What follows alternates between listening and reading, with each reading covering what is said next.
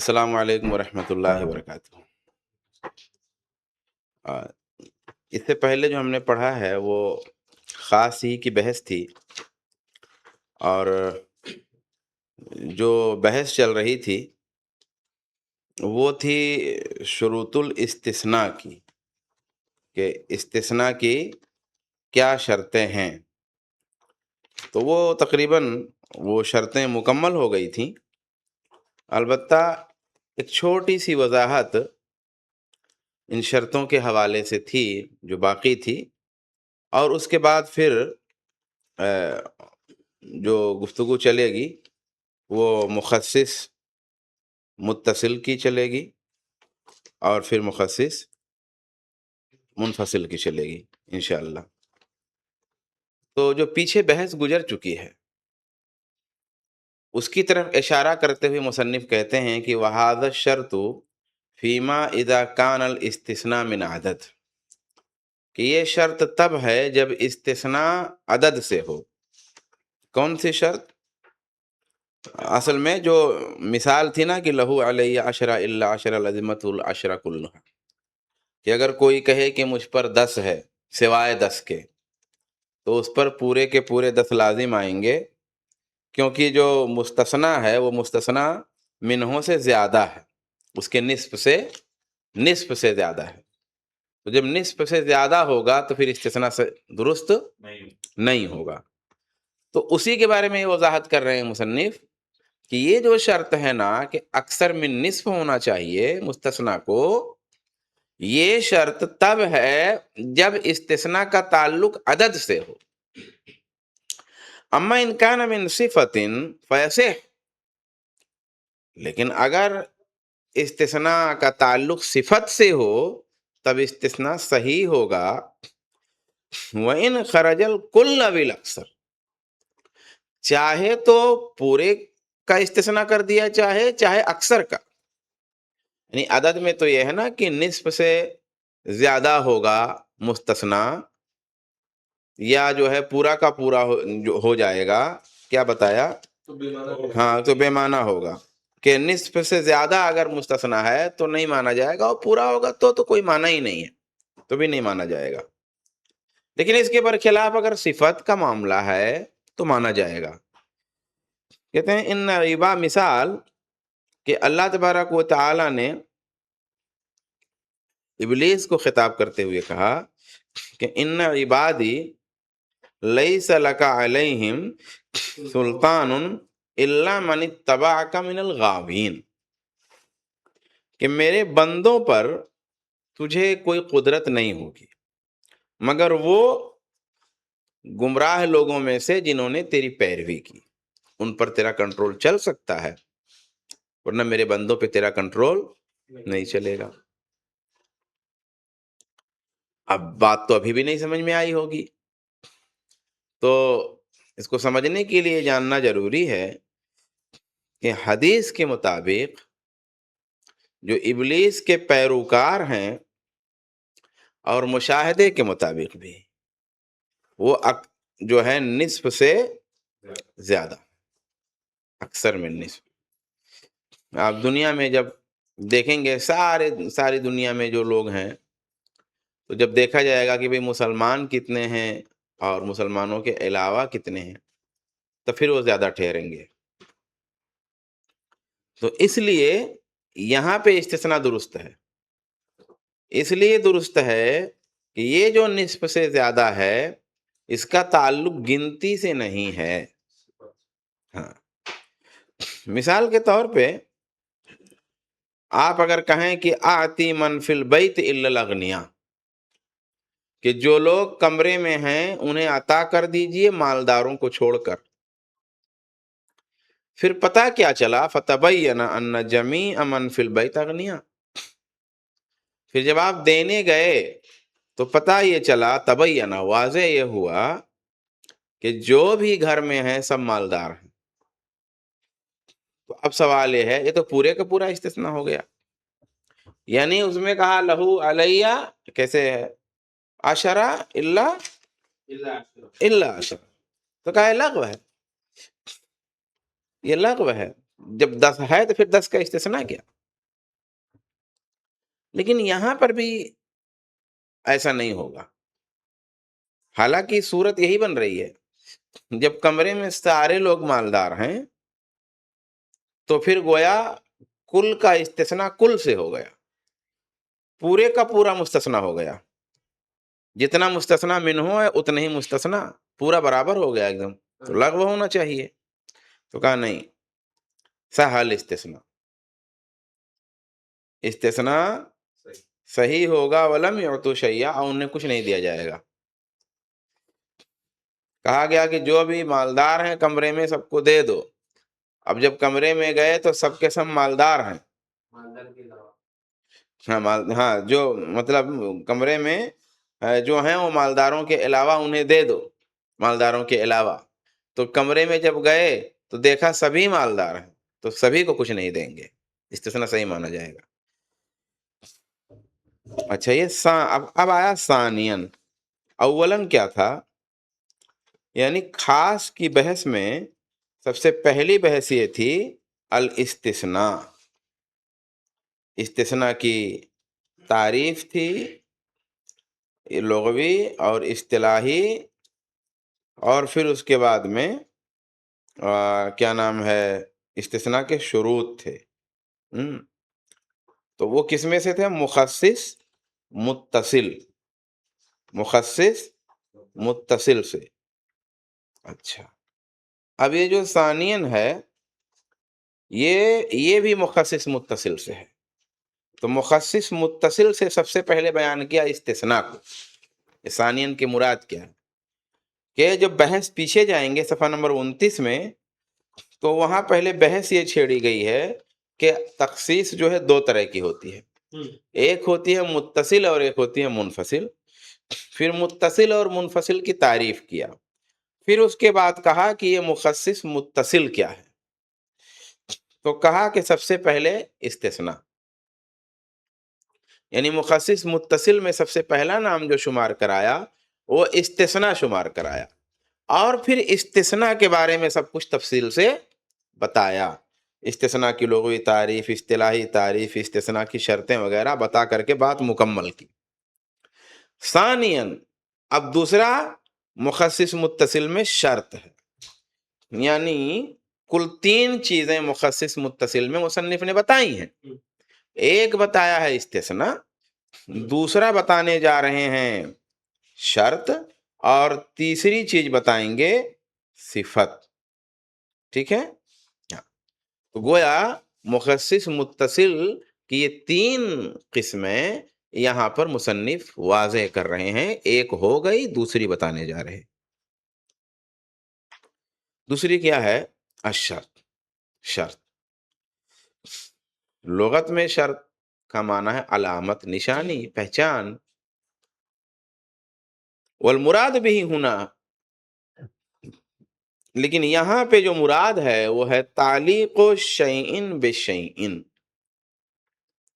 کسی چیز کو کسی چیز پر معلق کر دینا، وجوداً و عدماً، وجود کے لحاظ سے بھی، عدم کے لحاظ سے بھی، اس کے پائے جانے کے لحاظ سے بھی، نہ پائے جانے کے لحاظ سے بھی،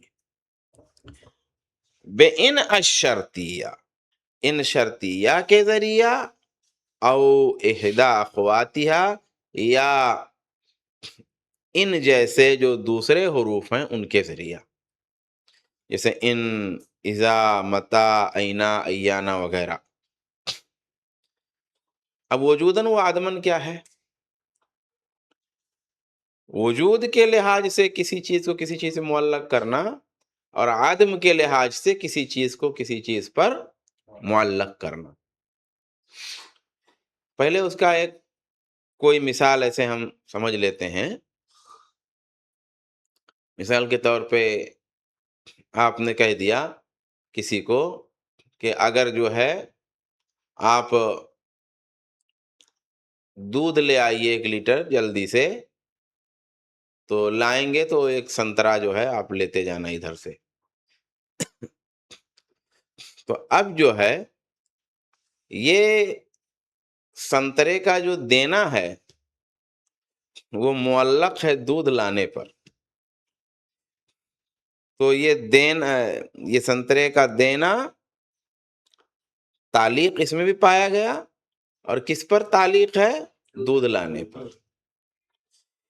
تو یہ ہے تعلیق و شیئن بشیئن، وجود کے لحاظ سے بھی عدم کے لحاظ۔ میں نے جو مثال دی اس میں وجود کی مثال ہے کہ اگر دودھ کا وجود ہو جائے گا تو آپ کے ہاتھ میں سنترے کا وجود ہو جائے گا، وجود ہے دونوں طرف۔ تو اس کی 4 صورت بنے گی۔ ایک صورت بنے گی کہ دونوں طرف وجود ہوگا، جیسے میں نے سنترے والی مثال دی، اور ایک صورت بنے گی دونوں طرف عدم ہوگا۔ جیسے آپ کہیں کہ اگر تم 1 لیٹر دودھ نہیں لائے تو پھر سنترا تمہیں نہیں ملے گا، دونوں طرف۔ ہاں، ایک مثال دیتے ہیں، جیسے مثال دیا ہے شارح نے کہ علم تحسن ما والدک فلن اعطیک ہدیہ۔ اگر آپ نے اپنے والد کے ساتھ حسن سلوک نہیں کیا تو میں آپ کو ہدیہ نہیں دوں گا۔ تو دونوں طرف نہیں ہے، حسن سلوک نہیں کیا آپ نے تو ہدیہ بھی نہیں دوں گا، نہیں کے بدلے نہیں، دونوں طرف عدم ہے۔ اور اگر آپ نے کہا ان تحسن ما والدک اعطیک ہدیہ، اگر تم نے اپنے والد کے ساتھ بہتر سلوک کیا تو میں تجھے ہدیہ دوں گا، تو ایک طرف اگر والد کے ساتھ حسن سلوک پایا جائے گا تو آپ کے ہاتھ میں پھر ہدیہ بھی پایا جائے گا، دونوں طرف وجود ہے۔ پھر آپ کہیں کہ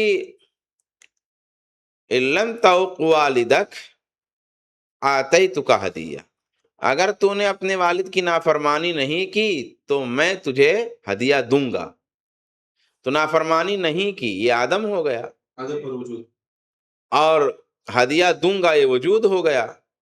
تو گویا ایک عدم اور ایک وجود، عدم اور وجود۔ اور اگر آپ نے کہا ان تحسن ما والدک فلن احرمک من الہدیہ، اگر تم نے اپنے والد کے ساتھ حسن سلوک کیا تو میں تمہیں ہدیہ سے محروم نہیں کروں گا، تو اس میں دیکھیے وجود پہ عدم ہے نا، یعنی کہ والد کے ساتھ حسن سلوک کیا تو پھر ہدیہ سے محروم نہیں کریں گے۔ تو جو الفاظ استعمال ہو رہے ہیں یہی ان کا وجوداً و عدماً کہنے کا مطلب ہے، کہ کسی چیز کو کسی چیز سے معلق کر دینا کہ یہ ہوگا تو یہ ہوگا، یہ نہیں ہوگا تو یہ نہیں ہوگا، یہ ہوگا تو یہ نہیں ہوگا، یہ نہیں ہوگا تو یہ ہوگا، اسی کو پلٹ دیے 4 سے زیادہ ہوگا ہی نہیں۔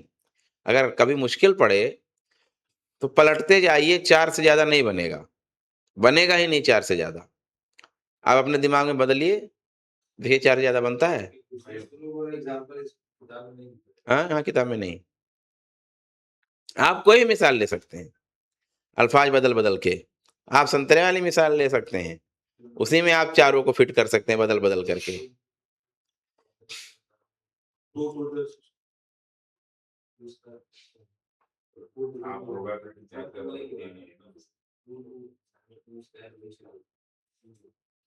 الفاظ ہی بدلنے ہیں خالی، ہاں صرف الفاظ ہی بدلنے ہیں، وہ 4 صورت سے زیادہ 5ویں بنے گی ہی نہیں، 5ویں صورت بنے گی ہی نہیں۔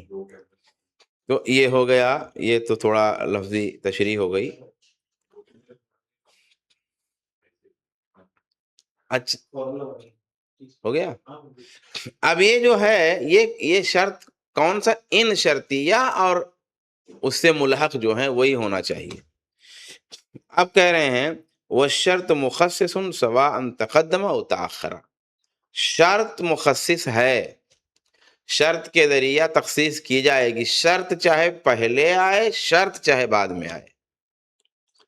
ہم مثال دے رہے ہیں دونوں کی، کہ پہلے آنے کی مثال اور پھر بعد میں آنے کی مثال۔ اچھا، مثال کے طور پہ کہا کہ فَإِن تَابُوا وَأَقَامُوا الصَّلَاةَ وَآتُوا الزَّكَاةَ فَخَلُّوا سَبِيلَهُمْ، اگر انہوں نے توبہ کیا اور نماز قائم کی اور زکوٰۃ دی تو ان کا راستہ چھوڑ دو، مشرکین کے بارے میں۔ تو اب یہاں پہ دیکھیں گے کہ شرط پہلے ہے، ان تابوا واقاموا الصلاۃ وآتوا الزکاۃ فخلوا سبیلہم، شرط پہلے ہے، خاص ہو گیا۔ اچھا، دوسری مثال شرط کے بعد میں ہونے کی، والذین یبتغون الکتاب مما ملکت ایمانکم فکاتبوہم ان علمتم فیہم خیرا، کہ جو لوگ چاہتے ہیں لکھا پڑھی کرنا تمہارے غلاموں لوڈیوں میں سے، تو ان سے مکاتبہ کر لو، لکھا پڑھی کر لو اگر تم ان میں خیر جانو و محسوس کرو۔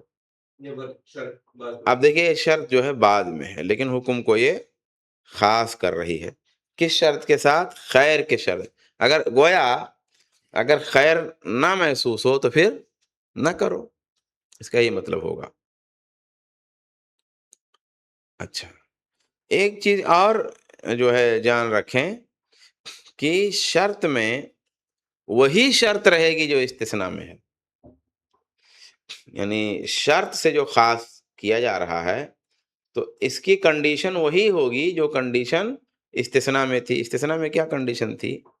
کہ متکلم ایک ہونا چاہیے، متکلم ایک ہونا چاہیے، دو نہیں ہونا چاہیے۔ اچھا، ایسے ہی حقیقت میں متصل ہونا چاہیے اور حکم میں بھی متصل ہونا چاہیے۔ جیسے مثال آپ نے کہا اکرم زیدن اور دوسرے نے کہا انذار کا، لم سے نہیں صحیح ہوگا۔ کسی نے کہا اکرم زیدن، زید کی جائیے تھوڑا ضیافت کریے، تو دوسرے نے کہا انذار کا، اگر وہ آپ کے پاس آئے تو یہ نہیں مانا جائے گا کیونکہ متکلم دوسرا ہے وہ۔ ہاں، ہم نے جتنا بولا ہے اکرم زیدن، بس وہ آپ کے پاس زیارت کے لیے آوے یا نہ آوے، ہاں اس کی عزت کرنی ہے، اس کی تکریم کرنی ہے۔ تو یہ پھر صحیح نہیں ہوگا، یہ صحیح، یہ تخصیص صحیح نہیں ہے۔ ہاں، ایک ہی سے دونوں ہونا چاہیے، جس کو خاص کیا جا رہا ہے وہ بھی اور جو خاص کرنے والی چیز ہے وہ بھی۔ ایسے اگر کہا اکرم زیدن، ٹھیک ہے، اب کوئی ایک ٹائم گزر جانے کے بعد کہا کہ انذار کا، لمحے سے آج ہم نے کہا اکرم زیدن، اور اس کے بعد میں کل جو ہے دوپہر کو کہہ رہا ہوں انذار کا، اتنا کہہ دیا میں نے، تو اب وہ نہیں ہوگا، وہ آپ کو دوسرا کچھ کرنا پڑے گا، اس کے لیے آپ کو روکنا ہے اس کی تکریم سے، تو اس انذار کا کہنے سے کچھ نہیں ہوگا۔ آپ کو روکنا ہے تو پھر الگ سے آپ کو آرڈر جاری کرنا پڑے گا، لیکن اس طرح خاص نہیں مانا جائے گا۔ یہ تھوڑا سا شارح نے اس کی وضاحت کی تھی تو میں نے یہاں کر دیا۔ تو بہرحال ہماری جو گفتگو چل رہی تھی وہ کیا؟ وہ یہ ہے کہ شرط خاص کرے گا، چاہے وہ پہلے آئے چاہے بعد میں آئے۔ یہ تو ہو گیا ثانیاً دوسرا، یعنی مخصص متصل میں پہلا استثناء، دوسرا بیان کیا شرط۔ تیسری چیز جو بیان کر رہے ہیں وہ ہے صفت۔ اب صفت سے کیا مراد ہے ان کی؟ یہاں پہ کہا جس میں جو ہے ایسے معنی کا احساس ہو جس سے عام کے بعض افراد خاص کر لیے گئے ہوں، نعت بیان کر کے یا بدل بیان کر کے یا حال بیان کر کے، یعنی سیگا عام آیا ہو، الفاظ عام کے آئے ہوں، لیکن عام کے بعض افراد کسی صفت یا بدل یا حال کی وجہ سے نکل جائیں، تو یہ والا صفت یہاں پہ مراد ہے۔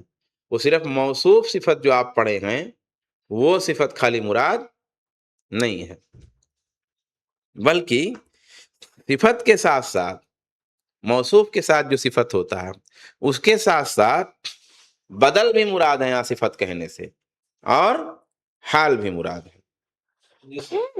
بتا رہا ہوں، وہ سمجھ میں آئے گا جب مثال دیں گے۔ دیکھیے گرامر میں کیا ہے صفت، گرامر میں کچھ اور ہے۔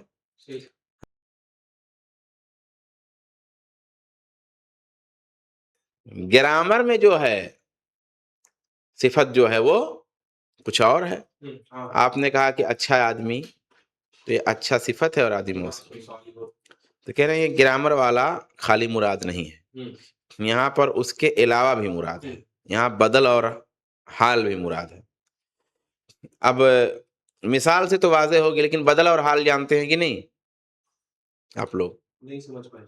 آپ بدل حال جانتے کہ نہیں؟ ہاں، حال کیا ہے بتا رہا ہوں، وہی نو کا حال تو جانتے ہیں، بدل بھی کیا ہے؟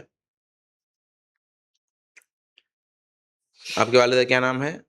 مصطفیٰ۔ کسی نے کہا کہ مبارک بھائی کے والد مصطفیٰ تشریف لائے ہیں، تو بدل کو سمجھنے کے لیے ایسا سمجھیے کہ ان میں دونوں میں سے کسی ایک کو ہٹا دیں تو معنی قائم رہے، اسی کو تو بدل کہتے ہیں۔ الٹرنیٹ کیا ہے؟ وہی بدل ہوگا۔ اب جیسے مبارک بھائی کے والد مصطفیٰ تشریف لائے ہیں، تو آپ والد، تو آپ مصطفیٰ ہٹا دیجئے، مبارک بھائی کے والد تشریف لائے ہیں تو بھی وہی مراد ہوں گے۔ اور اگر آپ مبارک بھائی کے والد ہٹا دیں، صرف مصطفیٰ بولیں، تب بھی وہی مراد ہوں گے۔ زیادہ سے زیادہ یہ ہے کہ وضاحت کی کمی ہو جائے گی، بدل آدمی لاتا ہی یہی ہے کہ تھوڑی سی وضاحت مزید ہو جائے۔ اب یہ بدل کئی طرح کا ہوتا ہے، گرامر کی زبان میں اس کو بدل کہتے ہیں۔ بدل اور مبدل منہ دونوں کا اعراب ایک ہوتا ہے، جیسے موصوف صفت کا اعراب ایک ہوتا ہے نا؟ جیسے آپ کو کہنا ہے کہ تیرے بھائی زید نے کہا، تو آپ کہیں گے قال اخوک زیدن یا قال زیدن اخوک۔ تو اب دیکھیے زیدن بھی حالت رفعی میں ہے اور اخوکا بھی حالت رفع میں، تو گرامر کی زبان میں اسی کو بدل کہتے ہیں۔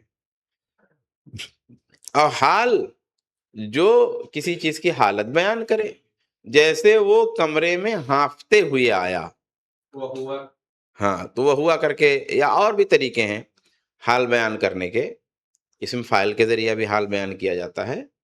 تو یہ حال ہے جو حالت کو بیان کرے، وہی چیز یہاں بتائی گئی ہے۔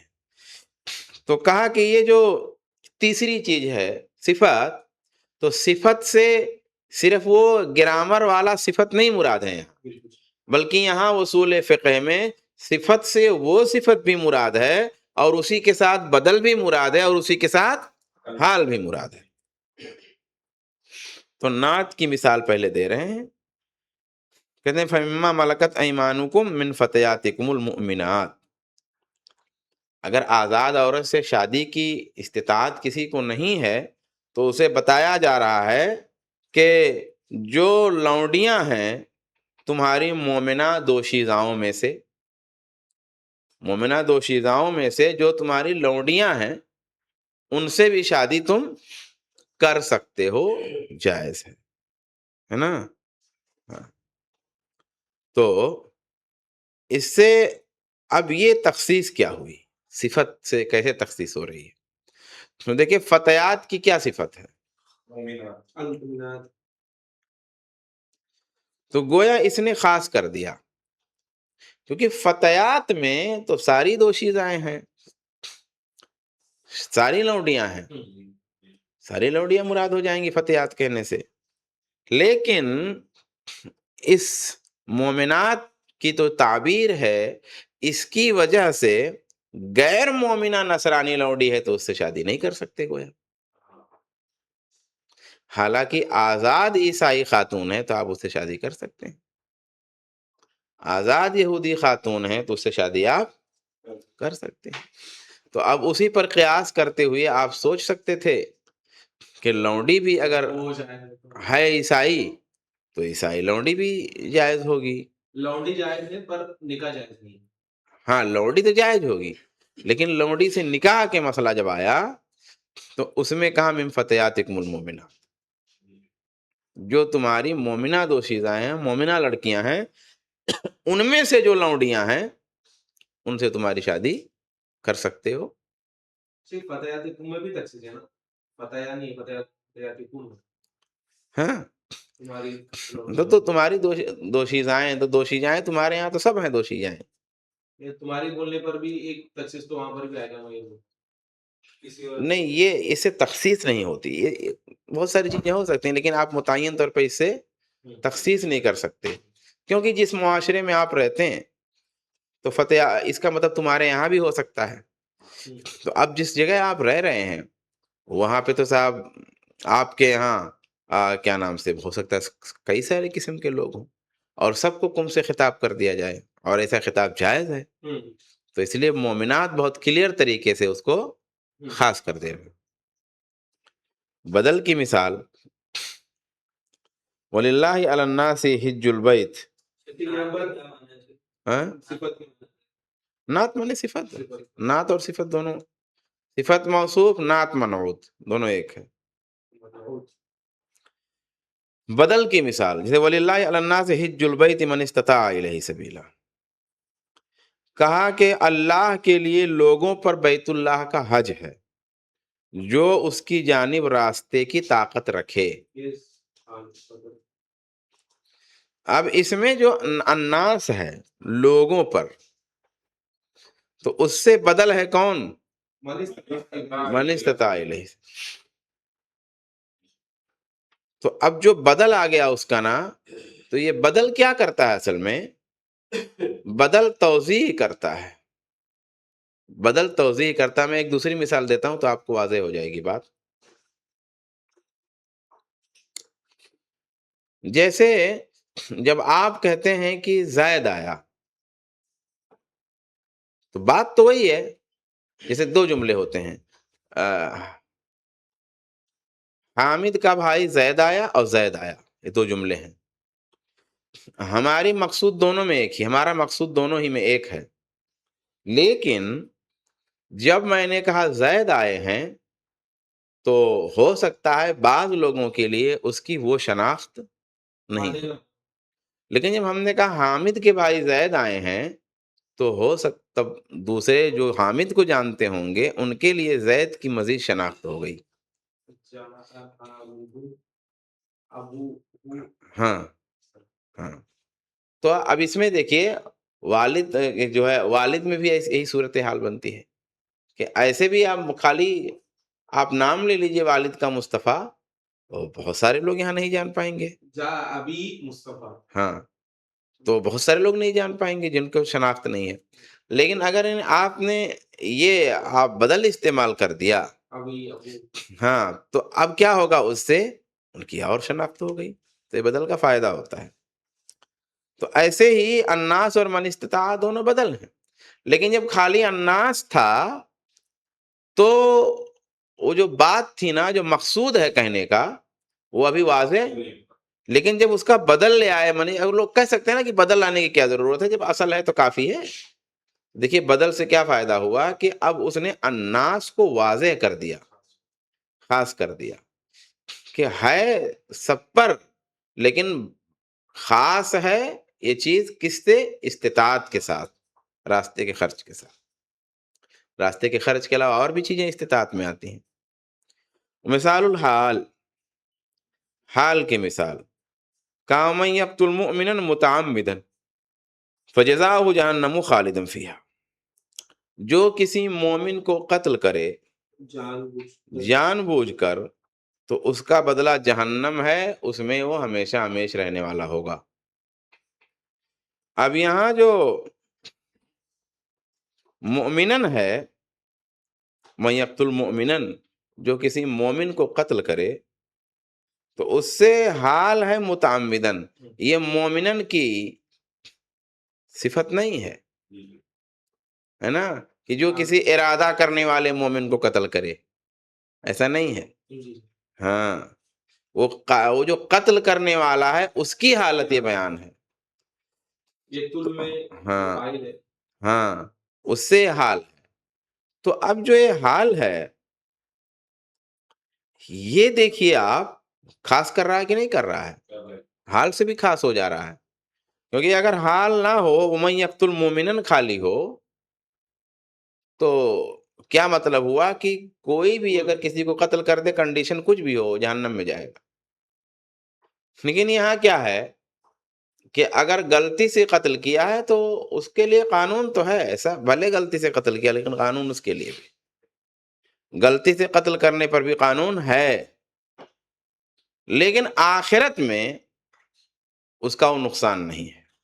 یہ والا نہیں ہے، پر جو بھی ہے یہ والا ہاں، جو اس آیت میں. وہ جہنم نہیں ہوگا آخرت میں، کیونکہ اس نے جان بوجھ کے نہیں کیا. لیکن دنیا میں جان بوجھ کر کے بھلے نہ قتل کرے، اس کے لیے کچھ قانون موجود ہے. یہ 3 باتیں تھیں جن کا تعلق تھا مخصص متصل سے. اب جو بات ہے اس کا تعلق ہے مخصص منفصل سے. یعنی مخصص متصل کے 3 استثناء، شرط اور حال. یہاں مصنف نے بتائے اور تینوں کی وضاحت کیا. ہم۔ اب دوسرا ہے مخصص منفصل، جو خاص کی بحث تھی. اصل بحث تھی ہی یہی کہ خاص میں جو تخصیص کی صورتیں ہیں وہ 2 ہیں، ایک متصل اور ایک منفصل. متصل جیسے یہ 3، منفصل آگے بتا رہے ہیں. مخصص منفصل ما یستقل بنفسه، جو اپنی ذات میں مستقل ہو، ملا ہوا نہ ہو. جیسے ابھی متصل آپ نے دیکھا، وہ ایسا کچھ نہ ہو. تو کم سے کم اتنا سمجھ میں آ گیا کہ ایسا نہ ہو. اب کیسا ہو آگے بتائیں گے، لیکن کیسا نہ ہو آپ نے متصل میں دیکھ لیا، ویسا نہیں ہوگا. وہ 3 ہیں، الحس والعقل والشرع. ہاں، حس، عقل، شرع. اب آپ دیکھیے کہ حس جو ہے وہ کسی آیت کا حصہ ہوتی ہے؟ تو آیت سے باہر ہے نا. وہ عقل ہے جو، وہ کسی آیت کا حصہ ہے، حدیث کا حصہ ہے؟ نہیں، اس سے الگ ہے. عقل ہماری عقل ہے. شرع یعنی الگ سے شریعت میں کوئی الگ سے حکم ہو، اس کے ذریعہ اس کو خاص کیا جائے، اسی آیت میں اسی حدیث میں وہ چیز نہ ہو. مثالیں ابھی واضح کر دیں گی چیز کو. مثال التخصیص بالحس، حس کے ذریعہ تخصیص کی مثال. جیسے اللہ تعالیٰ نے عاد پر جو بطور عذاب ہوا چلائی تھی، اس کے بارے میں اللہ تعالیٰ نے فرمایا کہ تدمر کل شیء بامر ربها، اپنے رب کے حکم سے ہر چیز کو تہس نہس کر رہی تھی. کون چیز؟ وہ ہوا جو بطور عذاب آئی تھی. کہہ رہے ہیں حس دل علی انہا لم تدمر السماء والارض، حس یہ بتا رہی ہے کہ ہوا نے آسمان و زمین کو ہلاک نہیں کیا. کیونکہ آسمان و زمین اگر ہلاک ہوئے ہوتے تو ابھی رہتے نہیں، دکھتے نہیں، اور دکھ رہے ہیں. کل شیء میں سے استثناء. ہاں، وہی کہ اب استثناء جو یہاں ہو رہا ہے کل شیء میں، آپ دیکھیے اس آیت کے آگے پیچھے کہیں نہیں ہے جو اس کو خاص کرے. تو کس طرح سے خاص کر رہے ہیں؟ خاص کر رہے ہیں محسوسات سے. یعنی ہماری آنکھ مثال کے طور پہ محسوسات میں، حواس میں سے ہے. ہماری آنکھ دیکھ رہی ہے کہ زمین موجود ہے، ہماری آنکھ دیکھ رہی ہے کہ آسمان بھی موجود ہے، اور اس میں کوئی نقص نہیں ہے. تو محسوس حس کے ذریعہ، حواس کے ذریعہ یہ طے ہو رہا ہے کہ ہر چیز سے مراد ہر چیز نہیں ہے. مثال کے طور پہ زمین آسمان مراد اس میں نہیں ہے. ٹھیک ہے. اچھا، اس کی ایک اور دلیل ہے، فَأَصْبَحُوا لَا يُرَىٰ إِلَّا مَسَاكِنُهُمْ، وہ ایسے ہو گئے کہ نہیں نظر آتے مگر ان کے گھر. تو اب ان کے گھر نظر نہیں آتے، وہ کچھ نہیں دکھائی دیتا مگر ان کے گھر دکھائی دیتے ہیں.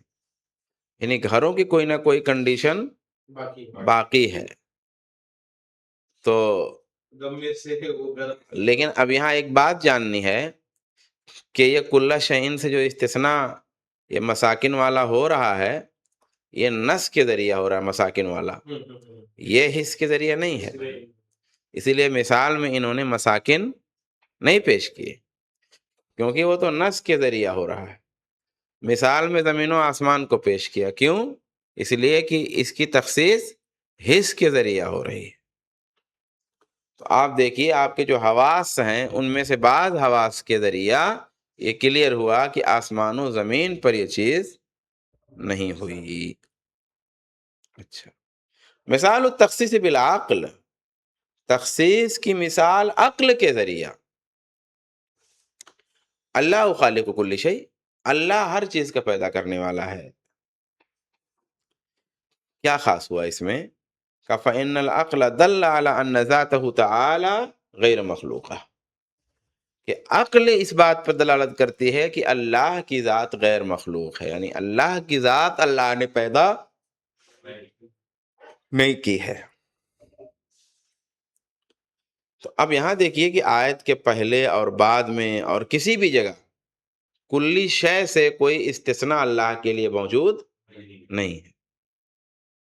لیکن استثناء ہے خالق کے لیے. تو بھائی دلیل کیا ہے استثناء ہے خالق کے لیے؟ کہیں تو قرآن حدیث میں نہیں. تو کہا عقل، عقل کے ذریعے استثناء ہے. کہا کیسے؟ کہا اس سے دور لازم آئے گا. دور مطلب چکر، ایک دور لازم آئے گا، ایک چکر لازم آئے گا اور وہ چکر ختم نہیں ہوگا. وہ چکر کبھی، جیسے مثال کے طور پہ آپ نے کہا کہ مخلوقات کو اللہ نے پیدا کیا، تو اللہ کو کس نے پیدا کیا؟ تو فلاں نے. تو پھر اس کو کس نے پیدا کیا؟ تو اس سے زیادہ اوپر نے. تو پھر اس کو کس نے پیدا کیا؟ تو اس سے زیادہ طاقتور نے. تو پھر ہاں کیا انفینٹ کیا بولتے ہیں آپ لوگ؟ ریگریس. ہاں ہاں. تو یہ لازم آئے گا جو کبھی ختم نہیں ہوگا. اور عقل کہتی ہے کہ ایسی چیز بیہودہ اور لغو ہے. اگر ایسا ہو تو کبھی کوئی چیز ہونے والی نہیں ہے. آپ نے کہا ذرا سنترا لانا، تو اس نے کہا ہاں ذرا سنترا لانا. تو اس نے کہا یار ذرا سنترا لانا. اس نے کہا یار ذرا سنترا لانا. تو آپ کہتے ہی رہے اور سنترا ادھر ہاتھ میں نہیں آنے والا، کیونکہ دور چل رہا ہے. پھر وہ دور، پھر وہ دور، پھر وہ دور، پھر وہ کہنے کا دور چل رہا ہے. اینڈ کہیں ہو نہیں رہا. تو یہ دور اور یہ دور لازم آنا ہے صحیح نہیں ہے. علامہ ابن تیمیہ کہتے ہیں کہ انہ لا تسلسل فی المؤثرین، کہ دو مؤثر چیزوں میں تسلسل نہیں ہوتا. یعنی جب کوئی چیز بذات خود جو مؤثر ہے اس تک پہنچ جائے گی تو وہیں ختم ہو جائے گا تسلسل. مؤثر اصلی، ہاں مؤثر اصلی تک جیسے پہنچیں گے تسلسل وہیں اینڈ ہو جائے گا، بالکل ختم. اس کے آگے وہ چیز نہیں جائے گی. بھائی ایک تسلسل ہے نا کہ یہاں ایک ٹھیلے والا ٹھیلے والے سے کسی گھر والے نے لے لیا اور دکان اور لوگ بیچنے بہت کم آتے ہیں، اس سے اس نے بیچا. اس نے لیا ٹھیلے والے سے، ٹھیلے والے نے لیا دکان والے سے، دکان والے نے لیا ہول سیل والے سے، ہول سیل والے نے لیا بڑے ہول سیل والے سے، بڑے ہول سیل والے نے لیا اس سے بڑے ہول سیل والے نے، اس سے لیا، اس نے لیا جا کر کے ڈائریکٹ کمپنی سے جہاں مال ملتا ہے بنتا ہے. ہم سمجھ مان لیجیے اس سے بھی بڑی کمپنی ہے، اس نے اس سے کچھ کانٹیکٹ کیا ہے، لاسٹ تک آپ پہنچ گئے، بس خلاص. اس کے بعد اب وہ گویا چیز وہاں سے مل گئی، اینڈ ہو گیا. تو جو جہاں سے چیز بن کے آ رہی تھی ہاں وہاں تک جب پہنچ گئے تو تسلسل کیا ہو گیا؟ ٹھہر گیا. علامہ ابن تیمیہ فرماتے ہیں اس کا مطلب یہ ہوا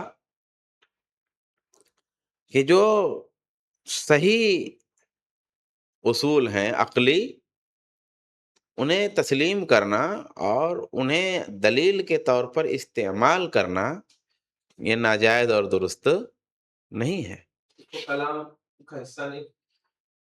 نہیں، اصل میں کلام کے حصہ کے بجائے میں ایک دوسری بات کہنا چاہتا ہوں کہ جیسے مان لیجیے آپ نے قرآن کی آیت نہیں پیش کیا، حدیث نہیں پیش کیا، کسی بھی وجہ سے، کوئی بھی وجہ ہو، شارٹ ٹائم کی وجہ سے یا کسی وجہ سے، تو اس کا مطلب یہ نہیں ہوا کہ آپ نے قرآن و حدیث کی روشنی میں وہ گفتگو نہیں کی. یہ بات آئی ان دنوں، میں نے صرف ایک مثال دیا،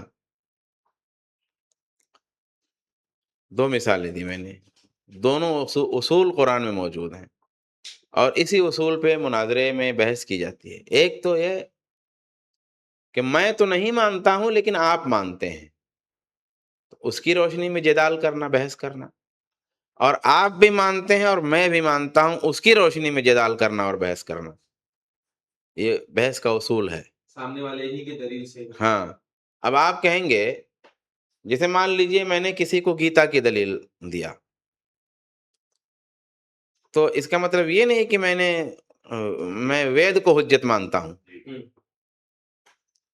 میں نے اگر کسی کو وید سے کاؤنٹر کیا تو اس کا مطلب یہ نہیں ہوا کہ میں وید حجت مانتا ہوں یا میں انجیل حجت مانتا ہوں، بلکہ میں نے اس کے باطل کو اس کے باطل سے توڑا کہ تم یہ مانتے ہو، تو جب تم یہ مانتے ہو تو اس کی روشنی میں پھر یہ ہو رہا ہے. اب کوئی کہے گا قرآن و حدیث کے خلاف ہے، ہرگز نہیں ہے. ایسا کہنے والے کی عقل ہی برباد ہے، فقہ نہیں ہے، اس کو تفقہ نہیں ہے، سمجھ نہیں ہے دلائل کی. میں مثال دیتا ہوں، ہسٹری میں بھی میں نے یہ بات کہی تھی، کیونکہ بہت چھوٹا سا ٹائم رہتا ہے نا، جب بھائی اسکرین بدلنے لگتے ہیں تو بہت جلدی سے کہہ کے آ جاتا ہوں، تفصیل نہیں کرتا ہوں، بہت جلدی سے ایسے 1.5 منٹ میں بولا تو وہ کیا، لوگ جب جلدی سے کوئی بات کہیے تو لوگوں کو بہت سمجھ میں نہیں آتی. ہاں، میں نے کیا بتایا تھا، جیسے ایک چیز یہ ہے جو میں گفتگو چل رہی ہے اس کے تناظر میں، جیسے قرآن میں کیا ہے، ایک جگہ، کئی جگہ ہے، لیکن یہ بات تو کئی جگہ ہے، بلکہ پورے قرآن میں بھرا پڑا ہے کہ اگر ان سے پوچھئے کہ آسمان و زمین کس نے پیدا کیے تو وہ ضرور کہیں گے اللہ. تو کیف عنا یؤفکون، وہ کہاں بھاگے جا رہے ہیں، کہاں بھٹکے جا رہے ہیں. اب دیکھیے یہاں پر دلیل کس چیز کو بنایا گیا ہے، جس کو کہتے ہیں خصمین کا اتفاق، یعنی خالق، مشرکین بھی اللہ کو مانتے تھے اور قرآن بھی اللہ ہی کو خالق کہہ رہا ہے، رسول اللہ بھی اللہ ہی کو خالق کہہ رہے ہیں. تو بھائی یہ تم بھی مانتے ہو یا ہم بھی مانتے ہیں، دونوں لوگ مانتے ہیں.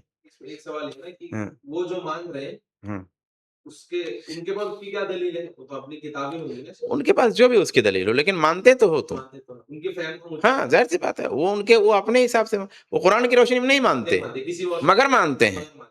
اب یہ آپ نہیں کہہ سکتے کہ وہ تو وید کی روشنی میں مانتے ہیں اس لیے آپ قرآن کے خلاف ہو گئے. نہیں نہیں نہیں، وہ مانتے ہیں، بس کسی بھی روشنی مانے. مشرکین اللہ کو خالق قرآن کی روشنی میں نہیں مانتے تھے، مسئلہ نہیں ہوتا، پہلے سے مانتے تھے. اور رسول اللہ کو خالق، صحابہ اللہ کو خالق قرآن کی روشنی میں مانتے ہیں، قرآن نے بتایا اس لیے مانتے ہیں. اب خصمین اس پوائنٹ پہ متفق ہیں کہ ہاں خالق اللہ ہی، وہ بھی کہتے ہیں ہاں خالق اللہ ہی. تو اس کو دلیل بنایا قرآن نے، اور ایک جگہ تھوڑی بنایا، پورا قرآن بھرا ہے اس دلیل سے. کہا کہ جب خالق اللہ ہی ہے اور تم بھی کہتے ہو اور ہم بھی کہتے ہیں، تب جب پیدا وہی کر رہا ہے، روزی وہی دے رہا، سب کچھ وہی کر رہا، تو عبادت دوسرے کی کیوں؟ پھر عبادت بھی اسی کی ہونی چاہیے. دیکھیے دلیل. اب اگر اس اصول پر کوئی ہم دلیل دیں گے کسی کو تو قرآن کے خلاف تھوڑی ہو جائے گی، قرآن کے اندر ہی ہے وہ. ایک دلیل، ایک یہ. اچھا ایک ایسا ہوتا ہے جو میں پہلے کے چھیڑا تھا کہ ایک ہی طرف والا میں نہیں مانتا ہوں، میں نہیں مانتا. جیسے کوئی وید مانتا، میں وید نہیں مانتا. کوئی انجیل مانتا، میں تو انجیل پر صرف ایمان رکھتا ہوں، تفصیلات پہ نہیں مانتا. توریت پہ صرف اجمال جو ہے مجمل ایمان رکھتا ہوں، تفصیلات کو نہیں مانتا، اللہ کی قرآن و سنت کے موافق ہو یا اس کی تائید آئی ہو. تو اگر کوئی ایسی چیز آئی تو اس کے لیے بھی دلیل ہے. جیسے اللہ کی نظر میں، قرآن و حدیث کی نظر میں لڑکے اور لڑکی میں فرق ہے؟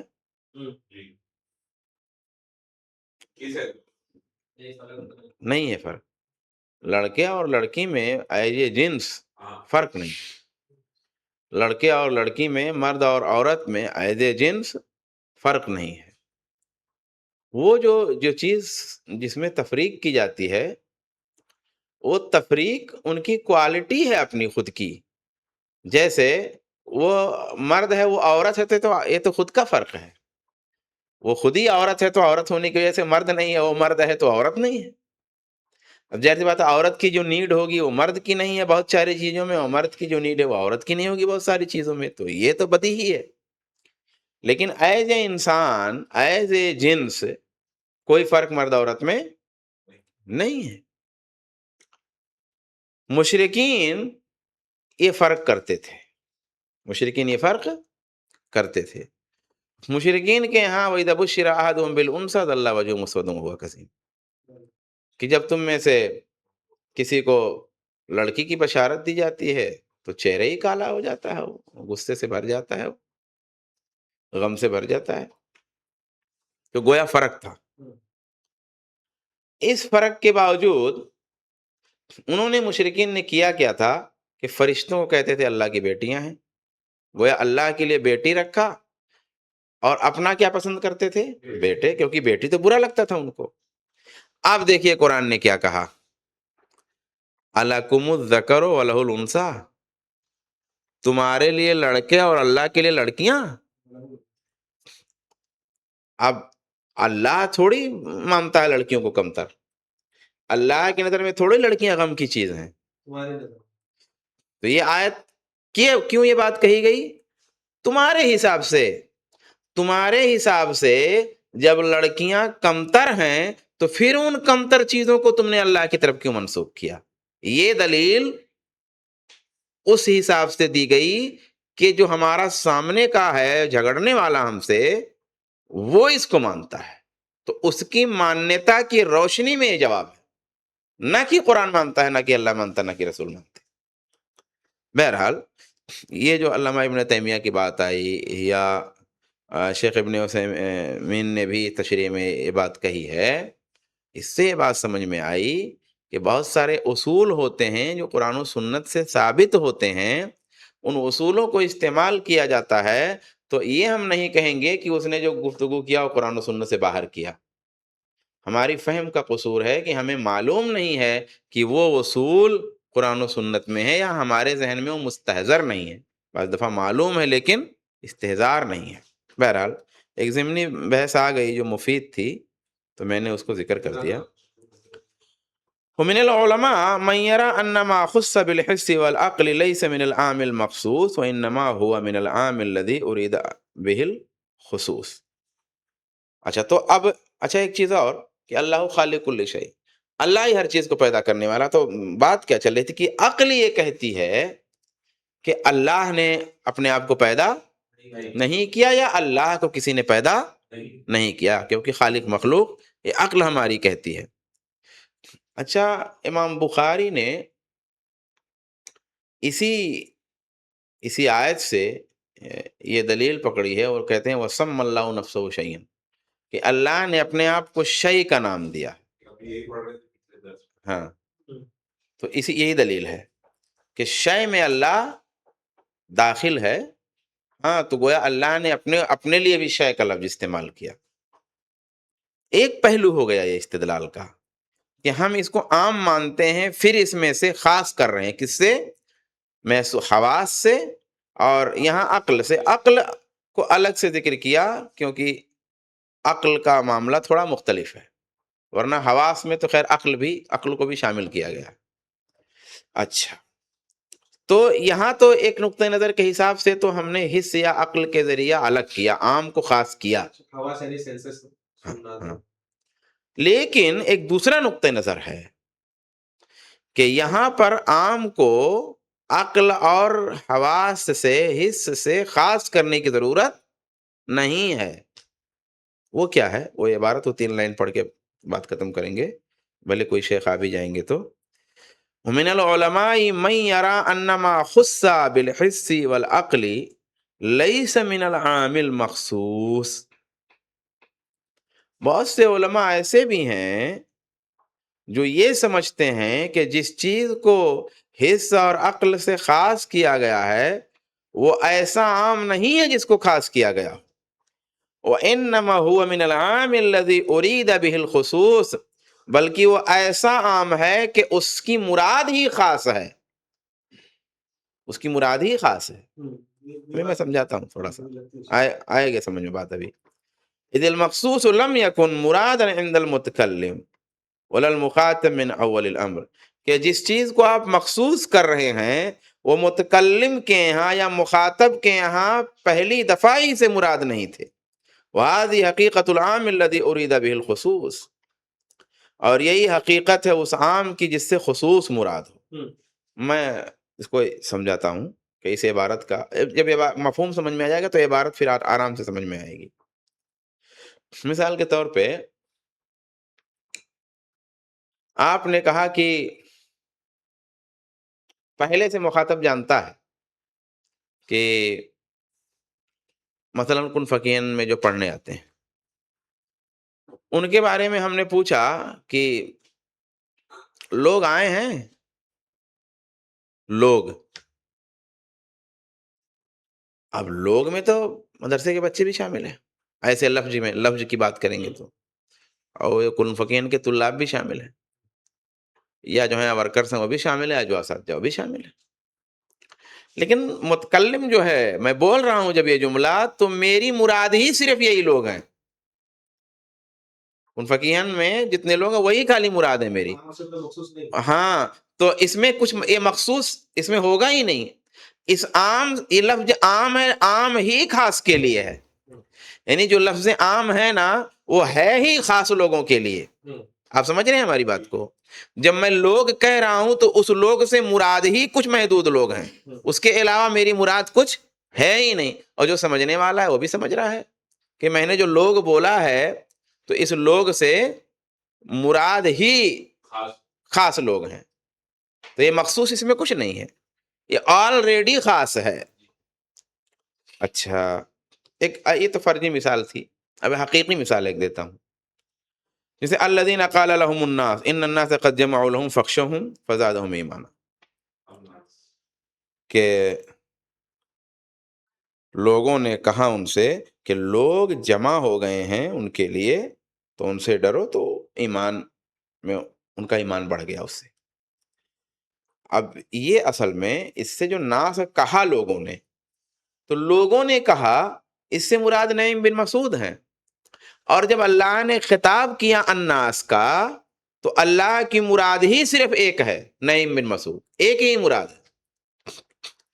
اور جب اللہ کے رسول سن رہے ہیں اور صحابہ جب سن رہے ہیں تو وہ بھی سمجھ رہے ہیں کہ فلاں ہی مراد ہے. کیوں؟ اس لیے کہ جس نے آ کے خبر بتائی تھی نا مشرکین کی کہ اس طریقے سے جمع ہے، وہ ایک ہی تھے. تو مسلمانوں میں معروف تھا کہ وہ فلاں آئے تھے بتانے کے لیے، اور اللہ کے رسول معلوم ہے کہ فلاں ہے، اور اللہ نے بھی فلاں ہی کو کہا ہے. اب یہاں لفظ عام ہے الناس، لیکن جب یہ لفظ بولا گیا تو اس وقت ایک خاص مراد ہے. متکلم کو بھی وہی، مخاطب کے یہاں خاصی مراد ہے. تو اچھا، دوسرا ہے ان الناس قد جمعوا لهم، کہ لوگ جمع ہوئے ان کے لیے، یعنی ان کے خلاف جمع ہوئے ہیں. اب یہ کون لوگ ہیں؟ تو کہا ابو سفیان اور ان کے ساتھ کے لوگ. تو اب جب بولا گیا یہ الناس بولا گیا تو مراد ہی ابو سفیان اور ان کے ساتھ جو آئے تھے وہی تھے، اور جو سن رہے ہیں وہ بھی سمجھ رہے ہیں کہ وہ جو لوگ آئے تھے، فوج جو آئی تھی وہی خالی مراد ہے. تو اب دیکھیے یہاں پہ عام جو ہے نا اس سے مراد ہی خاص ہے، تو اس لیے اس میں استثناء کرنے کی حس اور عقل سے کوئی ضرورت ہے ہی نہیں. کیونکہ اب آئیے اصل مثال پہ کہ تدمر کل شیء بامر ربها، ہر چیز کو برباد کر رہی تھی اللہ کے حکم سے.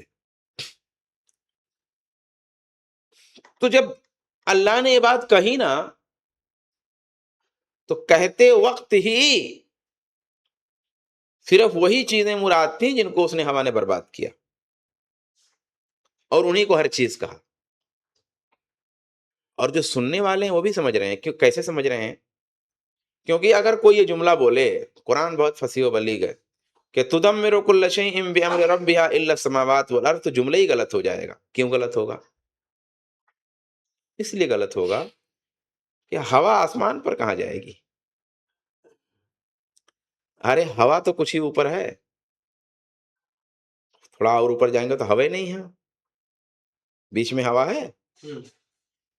ہوا کا ایک حد ہے نا، پھر اس کے اوپر خلا میں تو ہوا نہیں ہے، ہوگا اوپر ہو، ہمیں نہیں معلوم، لیکن پھر ایک حد کے اوپر تو ہوا نہیں ہے۔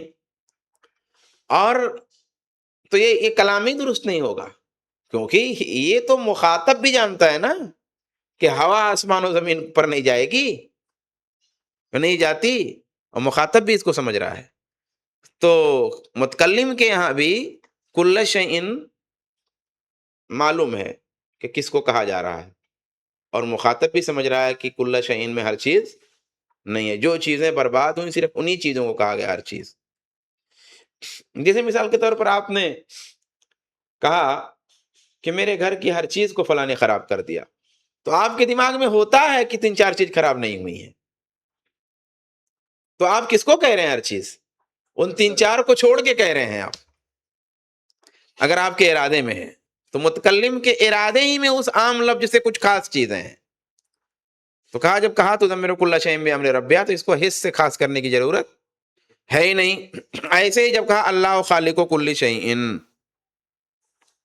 تو اگر یہ کہے اللہ تعالیٰ کہ اللہ خالق کل شیء الا نفسہ، تو یہ خراب بات ہوگی کہ اللہ نے ہر چیز کو پیدا کیا سوائے اپنے نفس کے، اس کا کوئی تک ہی نہیں بنتا ہے۔ ہاں، اس کا کوئی، کیونکہ جب اللہ تعالیٰ کہہ رہا ہے نا کہ خالق کل شیء، تو اللہ اپنے آپ کو نہیں کہہ رہا ہے، سوى اللہ۔ ہاں، متکلم جو ہے نا، متکلم نے جب یہ جملہ بولا تو متکلم کی مراد میں اپنی ذات ہے ہی نہیں شروع سے، وہ اپنے علاوہ ہر ایک کو بول رہا ہے۔ جیسے کہیں کہ میں نے کبھی ایسا ہوتا ہے کہ آپ متکلم اپنے آپ کو مراد لیتا ہے اور کبھی نہیں مراد، جیسے ہم نے کہا کہ سارے لوگ جلسے میں پہنچ جائیے گا، ہو سکتا ہے میں نے اپنے دل میں مراد ہی نہیں لیا اپنے لیے، مجھے کہیں جانا ہے، میں سارے لوگوں کو خالی بول رہا ہوں۔ تو اللہ نے جب یہ کلام کیا اللہ خالق کل شیء، کہ اللہ نے ہر چیز کو پیدا کیا، تو اللہ نے شے میں اپنے آپ کو مراد ہی نہیں لیا، اور مخاطب بھی سمجھ رہا ہے کہ بھی اللہ کو کون پیدا کرنے والا، سمجھ رہے ہیں بات؟